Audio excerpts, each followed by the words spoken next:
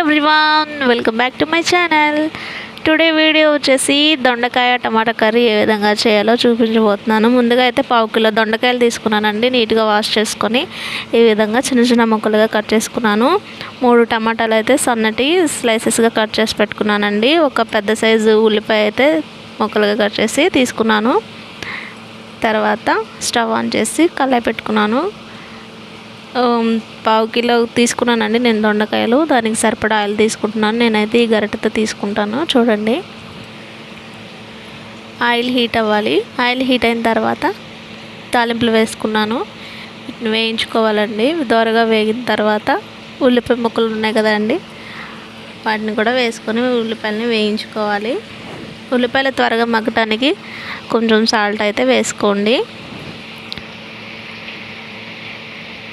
ఈ విధంగా గరిటెతో తిప్పుతుంటే ఉల్లిపాయ ముక్కలు మగ్గిపోతాయండి. ఉల్లిపాయ ముక్కలు మగ్గిన తర్వాత కరివేపాకు కూడా వేసుకోవాలి. తర్వాత ఒక 4 వెల్లుల్లి రెబ్బలు అయితే కచ్చపచ్చగా దంచి వేసుకుంటున్నానండి. వెజ్ కూర అంటే దొండకాయ కూర అంటే ఎవరు ఇష్టపడరు త్వరగా. వెల్లుల్లి వేసుకోవటం వలన టేస్టీగా ఉంటుందండి కర్రీ అనేది. తాలింపులో ఈ విధంగా 4 వెల్లుల్లి రెబ్బలు అయితే దంచి వేసుకుంటున్నాను. తాలింపులో బాగుంటుందండి టేస్టీగా. ఈ విధంగా ఫ్రై చేసుకోవాలి. ఈ ఉల్లిపాయ ముక్కలు ఫ్రై అయిపోయిన తర్వాత దొండకాయ ముక్కలు టమాటా ముక్కలు కూడా వేసి ఒకసారి అయితే తిప్పుకోవాలండి, మొత్తం ఆయిల్ కలిసే విధంగా. ఫస్ట్ టైం నా ఛానల్ చూస్తున్నట్లయితే ప్లీజ్ సబ్స్క్రైబ్ మై ఛానల్ అండి, సపోర్ట్ చేయండి.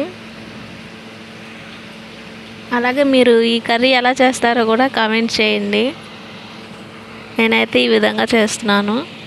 ఇలాగే చేస్తానండి నేను ఈ కర్రీని. ఒకసారి అయితే తిప్పాను మొత్తం. తర్వాత ఒక 2 మినిట్స్ ఆగిన తర్వాత 1 స్పూన్ సాల్ట్ అయితే వేసుకోవాలి మొక్కలు మగ్గటానికి. సాల్ట్ వేసుకొని మొత్తం తిప్పేసుకోవాలి. మొత్తం తిప్పిన తర్వాత మూత పెట్టేసి ఒక 10 నిమిషాలు అయితే మొక్కల్ని బాగా మగ్గనివ్వాలండి. మీడియం ఫ్లేమ్లో ఉంచుకోవాలి, హై ఫ్లేమ్ మట్టుకి కాదు. అప్పుడప్పుడు మూత తీసి ఈ విధంగా మొత్తం తిప్పేసుకోవాలండి, లేకపోతే అడుగంటిపోతుంది.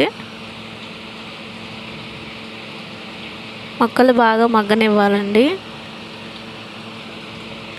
చూడండి, నేను ఒకసారి తిప్పకపోయేసరికి అడుగంటిపోయింది.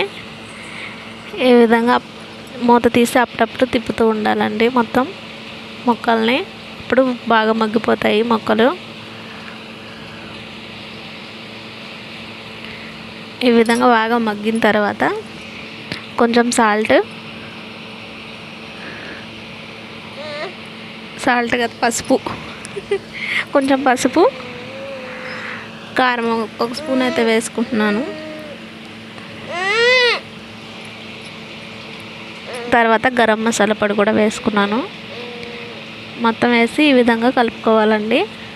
సాల్ట్ అనేది మనం చూసి వేసుకోవటమేనండి, సరిపోకపోతే వేసుకోండి. ఈ విధంగా ఒక 2 మినిట్స్ అయితే సిమ్లో ఉంచుకోవాలండి.